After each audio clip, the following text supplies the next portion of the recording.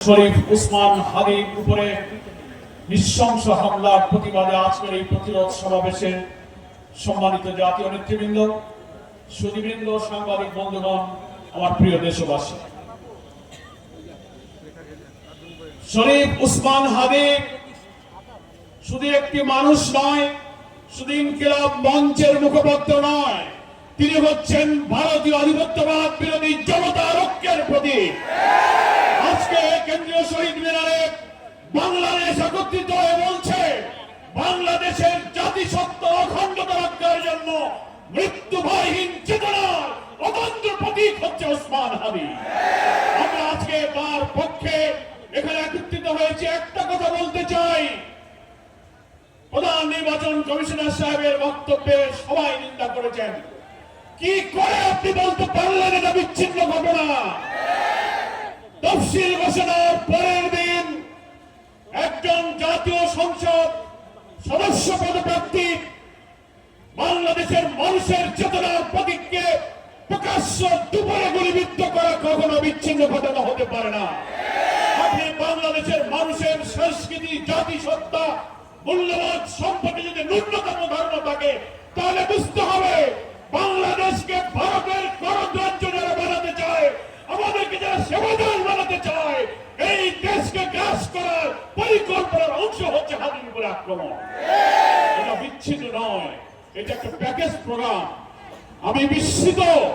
আমি স্বরাষ্ট্রমন্ত্রীকে আজকে বলেছি, গতকালকে বলেছি, ডিজিএফআই, ডিবি, এসবি, এনএসআই হাজার হাজার কোটি টাকার বেতন দিয়ে, রাজস্ব ট্যাক্স খাজনার পয়সায় বেতন দিয়ে স্বাধীনতার 54 বছরে আপনারা মানুষের জাতিসত্তার জনগণের নিরাপত্তার জন্য একটি গোয়েন্দা তথ্য দিয়ে সাহায্য করতে পারেননি।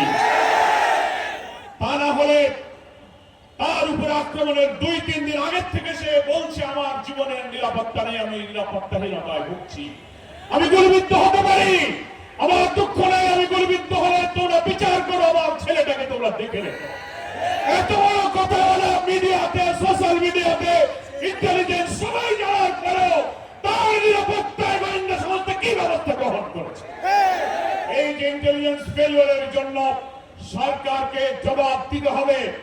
আমি এই কথা বলে শেষ করতে চাই, মাননীয় প্রধান উপদেষ্টা, আপনার দায়িত্ব নেওয়ার পর যতগুলো হত্যাকাণ্ড ঘটলো জুলাই এবং ফ্যাসিবাদ বিরোধী আন্দোলনের সাথে আমরা যাচ্ছিলাম, তাদের উপরে আক্রমণ হলো, আপনি বারবার জাতীয় ঐক্য রাখতে বলেছেন, জুলাইয়ের চেতনাকে ধরে রাখতে বলেছেন।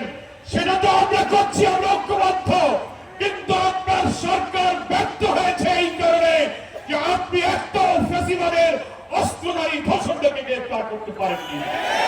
আমরা আজকে দাবি জানাতে চাই, রাজধানী ঢাকা থেকে বাংলাদেশের গ্রামে গঞ্জে, শহরে, নগরে, বন্দরে প্রত্যেকটি থানায় আপনার পুলিশ অফিসাররা জানে সশস্ত্র অস্ত্রধারী কারা, তাদের তালিকা থানায় আছে, অবিলম্বে তাদেরকে গ্রেফতার করুন। আমরা জুলাই যোদ্ধা আমাদের প্রিয় ভাই উসমান হাদির আশু আরোগ্য কামনা করি। হায়াতের মালিক আল্লাহর কাছে আমরা মুনাজাত করি, আল্লাহ বাংলাদেশের মানুষের জাতীয় স্বাধীনতা সামর্থ্য আপনাদের আমাদের মূল্যবানের জন্য আজকে হাদির সবচেয়ে অনিবার্য প্রয়োজন। আল্লাহ তুমি আমাদের উসমান হাদির নেক হায়াতকে তুমি তাদেরকে আমাদের মাঝে ফিরিয়ে দাও। আজকে ইনকিলাব মঞ্চের সঙ্গে বাংলাদেশ এসে দাঁড়িয়েছে। মনে রাখতে হবে, নির্বাচনকে বানচাল করার প্যাকেজ প্রোগ্রামের মধ্য দিয়ে এই দেশকে ভারতীয় আধিপত্যবাদের গণতন্ত্র বানানোর এই চেষ্টা আমরা কখনো সফল হতে দেব না। আজকে মৃত্যুদণ্ডপ্রাপ্ত পলাতক আসামি হাসিনাকে যারা আশ্রয় দিয়েছে, হাতির উপরে গুলি করে ভারতে পালিয়ে যাওয়ার সুযোগ যারা দিয়েছে, তারা বাংলাদেশের নির্বাচনকে সুস্থ করতে দেবে না।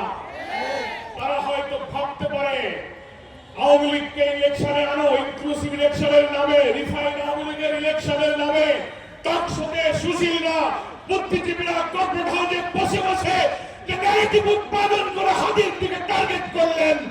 এই সন্ত্রাসের বিরুদ্ধে আজকে এই জনসভা প্রতিরোধের যে আওয়াজ তুলেছে, ওটা জাতিকে ঐক্য করে তুলতে হবে।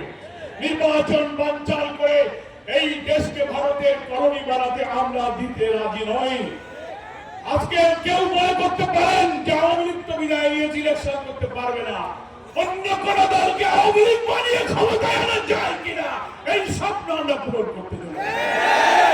আজকের এই সন্ধ্যায় ওসমান হাদির জন্য আবারও তার দীর্ঘ হায়াত কামনা করে ও তার জাতিকে ফ্যাসিবাদ বিরোধী সংগ্রামে জাতীয় ঐক্য রূপে দাঁড়িয়ে আসুন আমরা আমাদের জাতিসত্তাকে অখণ্ডতাকে রক্ষা করি।